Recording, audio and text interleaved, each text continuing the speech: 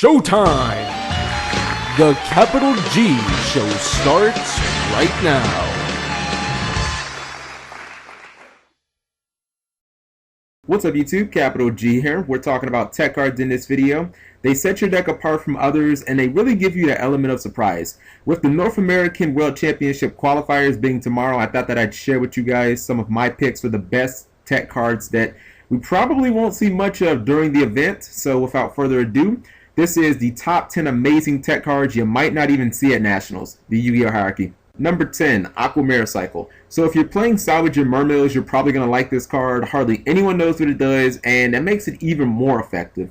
Aqua basically trades a water monster on field for 2 in the graveyard, sending the one on field back to the deck. It's good for 2 very important reasons. Number 1, it protects all your Mermills from battle and potentially dangerous traps that would stop them, you know, things like Breakthrough Skill and Bottomless Trap Hole. Secondly, it lets you use the all-important Genix Undying again. Pluses for days, son. Number 9, Wiseman's Chalice. Want to win every mirror match that you play? Just run a couple of these in your side deck. In a world full of level 4 monsters and the decks that love them, this card is highly viable in my opinion. Not only can it give you a monster that you can combine with your own to make an easy Exceed play, but you can easily just take a monster your opponent has in their graveyard and also trigger their effect at the same time. Things like, you know, Lightsworn Lila or Traptrix Murmillo. Number 8, Cloak and Dagger. So Prohibition is bad. This card, not so much. Cloak and Dagger is basically Prohibition but in trap form. Although it does actually give your opponent the option of summoning the monster that you called with the effect, that summoned monster is going to be banished, netting you a 1-for-1. I think that it's the perfect follow-up for cards like Fire Formation Tenki, Pot of Duality, Reinforcement to the Army, when you know your opponent has the monster in hand and you don't want them to put it on field. It's also really good used to combat monsters like Wolfbark, MK2, Traptrix Dianara, where you assume your opponent is going to summon a specific monster from the graveyard. Number 7, Xingzhu Hu. 2 for the price of 1 is the general concept and allure behind this card. In a heavy back row format, it makes it actually a pretty practical choice. The concept is very simple. In the early game, lock down 2 of your opponent's back row for 1 of yours. It gives you a pseudo +1 while it's active, and if it gets popped by something like an MST, you got a 1-for-1 out of it anyway. I don't recommend this against Hat because they have Artifact Ignition and Ice Hand, but it's still very good in general. Number 6, Castle of the Dragon Souls. Remember this card from when Dragon Rulers were at 2? People may have stopped playing it, but it's still pretty damn good in my book. Dragon Souls can be used during the damage step. It can trigger Dragon Rulers and Equips Wyvern in the graveyard at the same time.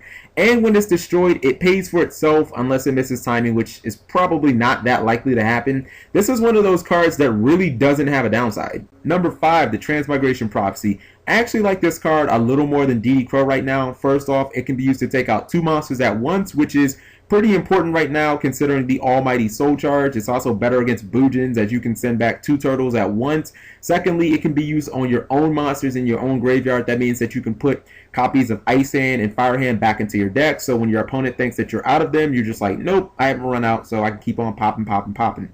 Number 4, Mirror Force. It's a field clearer and no one expects it.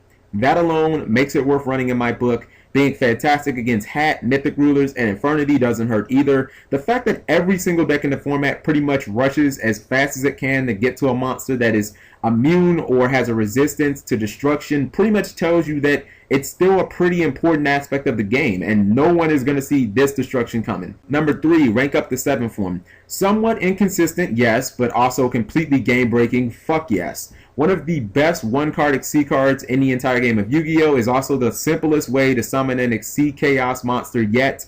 Some say that it requires additional spots in the extra deck and that doesn't make it worth it, but when you look at how powerful these monsters that you're going to summon are, like Chaos 101, I mean, I'd say that it is easily worth the risk. Number 2, Memory of an Adversary.